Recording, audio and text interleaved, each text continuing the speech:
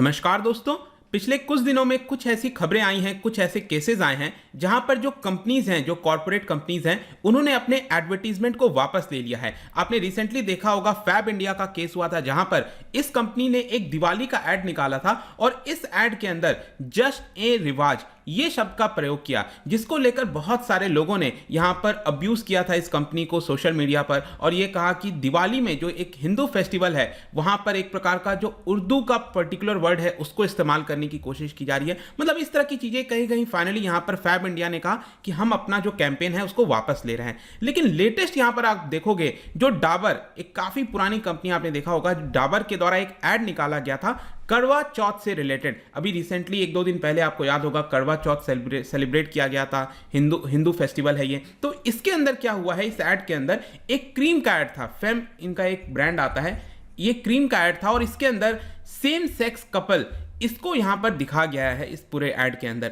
मतलब lesbian couple को दिखाया गया, जिसको लेकर जो मिनिस्टर हैं मध्य प्रदेश के अंदर उन्होंने वार्निंग जारी कर दी। और इसी के बाद यहां पर जो डाबर है उसने इस ऐड को वापस ले लिया है, इस कैंपेन को वापस ले लिया है। इसी के बारे में देखेंगे और समझने की कोशिश करेंगे कि देश के अंदर इस समय जो स्टेटस है सेम सेक्स मैरिज का वो क्या है। काफी कुछ जानने को है, चलिए आगे बढ़ते हैं। लेकिन उसके पहले अगर आप यूपीएससी या फिर किसी भी एग्जाम की तैयारी कर रहे हैं तो सिंपली आप हमारे ऐप को डाउनलोड करिए या फिर studyIQ.com विजिट कर सकते हैं, वहां पर सारी जानकारी आपको मिल जाएगी।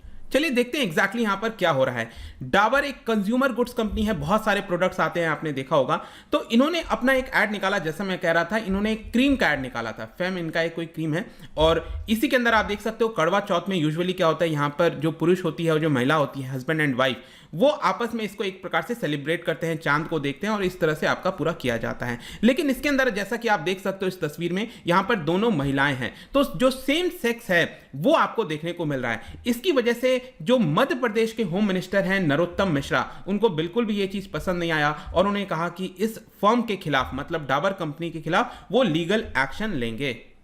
बेसिकली उनका यह कहना था कि अक्सर इस तरह के जो एडवर्टीजमेंट हैं वो हिंदू रिलीजन के खिलाफ ही क्यों निकाले जाते हैं, यहां पर अदर रिलीजन्स के प्रति इस तरह की चीजें क्यों नहीं की जाती हैं। उनका यह कहना था कि यहां पर आज के डेट में इस तरह का ऐड दिखाया जा रहा है कि जो लेस्बियन है वो करवा चौथ का जो फास्ट है उसको ब्रेक कर रही हैं। कल हो सकता है कि यहां पर दिखाया जाएगा एडवर्टीजमेंट के अंदर कि जो दो लड़के हैं वो फेरा ले रहे हैं, शादी कर रहे हैं। कहने का मतलब दिस इज ऑब्जेक्शनेबल, यहां पर एक तरह का आप संकेत कह सकते हो, यह मिनिस्टर के द्वारा दिया जा रहा था। और उन्होंने यह भी कहा कि मैंने जो मध्य प्रदेश के डायरेक्टर जनरल ऑफ पुलिस हैं उनको यह भी कहा है कि इस एडवर्टीजमेंट को एग्जामिन करिए और जो भी लीगल एक्शन लेना है कंपनी के खिलाफ आप वो लीजिए। इन सारी चीजों को देखते हुए फाइनली डाबर ने क्या किया, इस एड को विड्रॉ कर लिया और यह कहा कि हम इस कैंपेन को विड्रॉ कर रहे हैं एंड वी अनकंडीशनली अपोलोजाइज। यहां पर आप देख भी सकते हो, उनका यह कहना था कि we understand that not everyone will agree with our stand. मतलब कि जो भी हम यहां पर दिखाने की कोशिश कर रहे हैं, समझाने की कोशिश कर रहे हैं, वो सभी लोग हमारे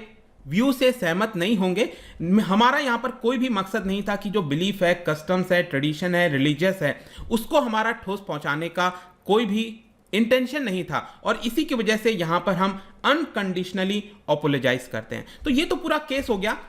इसके अलावा भी मैं आपको बता दूं कि खुद जो LGBTQI कम्युनिटी है, LGBTQ आपका इसका फुल फॉर्म देख सकते हो, लेस्बियन, गे, बाइसेक्सुअल, ट्रांसजेंडर, ये जो पूरी कम्युनिटी है उन्होंने भी इस पर्टिकुलर एड के खिलाफ बोला। जी हाँ, ये जो एड आप देख रहे हो, खुद जो LGBTQ कम्युनिटी है उन्होंने भी इसके खिलाफ बोला। बेसिकली उनका यह कहना था कि कुछ कंपनीज हमारा नाम लेकर अपने ब्रांड को प्रमोट करना चाहती हैं। आप देख सकते हो उनकी तरफ से बोला गया है, बयान आया है, we do disgrace to their labour if we thought this ad could go viral in our name. और साथ साथ उनका यह भी कहना है कि जिस तरह से एड के अंदर दिखाने की कोशिश की जा रही है कि LGBTQ कम्युनिटी को एक्सेप्ट कर लिया जाएगा अगर वो फेयर स्किन्ड होंगे, क्योंकि ये क्रीम का ऐड था और अगर ट्रेडिशंस वगैरह को वो फॉलो करेंगे तो समाज उनको एक्सेप्ट करेगा। तो इस तरह की चीजें दिखाना वो LGBTQ कम्युनिटी के खिलाफ जाता है। तो एक प्रकार से आप कह सकते हो जो डाबर है, ये जो कंपनी है, उसको दोनों तरफ से सुनने को मिल रहा था। खुद जो LGBTQ कम्युनिटी है वो भी बोल रही थी और यहां पर कई सारा सोशल मीडिया एग्रेशन वगैरह भी देखने को मिला। तो चलिए, ये तो पूरा मामला है जो मैंने आपको बता दिया और ये ऐड वगैरह आपको मिल जाएगा यूट्यूब वगैरह पर भी, आप देख सकते हो। लेकिन हमारे लिए क्वेश्चन इंपॉर्टेंट हो जाता है कि प्रेजेंट में भारत के अंदर जब हम LGBTQ कम्युनिटी की बात करते हैं तो क्या सेम सेक्स मैरिज अलाउड है, स्टेटस क्या है एग्जैक्टली। क्योंकि कुछ समय पहले आपने सुना होगा कि होमोसेक्सुअलिटी को डीक्रिमिनलाइज किया गया था। तो मैं आपको बता दूं कि बिल्कुल 2018 में जो सुप्रीम कोर्ट है, एपेक्स कोर्ट है हमारी देश की, उन्होंने सेम सेक्स मैरिज को लीगलाइज तो नहीं किया था, लेकिन जो होमोसेक्सुअलिटी होती है, मतलब कि अगर कोई भी कपल, चाहे वो सेम सेक्स से रिलेटेड क्यों ना हो, दो वुमेन क्यों ना हो, दो लड़के क्यों ना हो, अगर वो 18 साल के ऊपर हैं और वो यहां पर साथ रहना चाहते हैं, जो भी कुछ है उसको डीक्रिमिनलाइज किया था सुप्रीम कोर्ट ने। ध्यान रखिएगा कि यहां पर जो पुलिस है वो उनके खिलाफ एक्शन नहीं ले सकती है। पहले क्या था कि ये आपका क्रिमिनलाइज था, जो आईपीसी का सेक्शन है, सेक्शन 377, ये आपका क्रिमिनलाइज था, लेकिन सेक्शन 377 को यहां पर डीक्रिमिनलाइज कर दिया गया था। लेकिन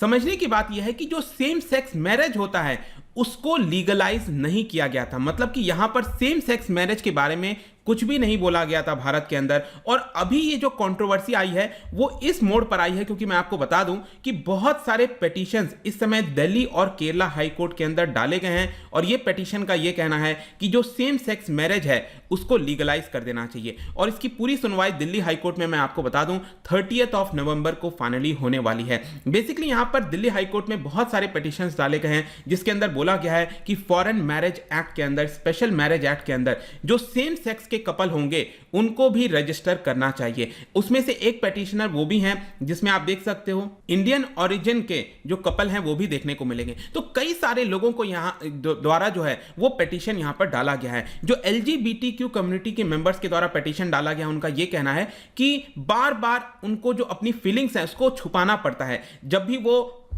डिजायर करते हैं कि उनको मैरिज रजिस्टर होना चाहिए और आपस में शादी करना चाहिए, लेकिन उनको अपने डिजायर को यहां पर छुपाने की आवश्यकता पड़ती है, और इसकी वजह से उनका यहां पर रिक्वेस्ट है दिल्ली हाई कोर्ट से कि उसको लीगलाइज कर दिया जाए। और साथ में उनका यह भी कहना है कि इसकी वजह से उनको as a second class of citizens की तरह ट्रीट किया जाता है। साथ में उनका यह भी कहना था कि they argued that when a same sex couple gets married in India they should be allowed to register their marriages in India. कहने का मतलब है कि जब इस चीज को डीक्रिमिनलाइज ऑलरेडी किया जा चुका है होमोसेक्सुअलिटी को, तो यहां पर सेम सेक्स मैरिज को एक प्रकार से रजिस्टर करना भी अलाउ करना चाहिए। लेकिन क्वेश्चन यहां पर यह आता है कि सरकार इसके बारे में क्या सोचती है, क्योंकि सबसे इंपॉर्टेंट तो यही है, जो भी कानून वगैरह बनाना है इसका पूरी जिम्मेदारी सरकार के पास होती है। तो सेंट्रल गवर्नमेंट ने अभी मंडे को ही यहां पर दिल्ली हाई कोर्ट के अंदर यह बोला है कि देखिए कि जो शादी है, जो मैरिज है, it can only be between a biological man and biological women. तो सेंट्रल गवर्नमेंट की तरफ से क्लियर स्टैंड है कि यहां पर मैरिज वही रजिस्टर होगा जब एक biological man and biological women के बीच में होगा। और यहां पर सेंट्रल गवर्नमेंट यह भी कह रही थी कि 2018 में जो सुप्रीम कोर्ट का जजमेंट आया था, जिसमें सेक्शन 377 को हटा दिया गया था, स्ट्रक डाउन कर दिया गया था, तो उसके अंदर सुप्रीम कोर्ट ने सिर्फ और सिर्फ यहां पर डीक्रिमिनलाइज किया था। यहां पर जो मैरिज है उसके बारे में बात नहीं कही थी, और इसी की वजह से यहां पर हम नहीं चाहते कि सेम सेक्स मैरिज को लीगलाइज किया जाए। इनफैक्ट मैं आपको बता दूं, काफी पहले से सेंट्रल गवर्नमेंट का यही स्टैंड है, और सेंट्रल गवर्नमेंट ने यही कहा है कि there is no fundamental rights of same sex marriage. लेकिन दूसरी तरफ, जैसा कि मैं आपको बता रहा था कि जो पेटिशनर्स हैं उनका बार बार ये स्टैंड आता है कि ये गलत है, यहां पर उनके साथ दूसरे तरह का व्यवहार किया जाता है। और उनका एक और ये चीज कहना था कि कोई भी अगर आप कानून ले लो, जैसे मैंने आपको बताया ना, यहां पर कई सारे कानून हैं रिलेटेड टू मैरिज, चाहे फॉरेन मैरिज एक्ट हो गया, स्पेशल मैरिज एक्ट हो गया, उसके अंदर कहीं पर भी ये नहीं लिखा हुआ है कि मैरिज के समय एक मैन और वुमेन के बीच में ही हो सकता है, यहां पर ब्राइड और ग्रूम ही होना चाहिए, ऐसा कहीं पर नहीं लिखा गया है। अगर दो लोग हैं, अगर वो कपल हैं, तो यहां पर उनका अलाउ करना चाहिए। तो ये सारी चीजें फाइनली जो है 30 नवंबर को हाई कोर्ट के अंदर यहां पर सुनवाई होगी। देखना होगा फाइनली हाई कोर्ट का क्या जजमेंट आता है, और ऑब्वियस सी बात है वहां से पूरा जो भी जजमेंट होगा वो हो सकता है फिर सुप्रीम कोर्ट जाएगा।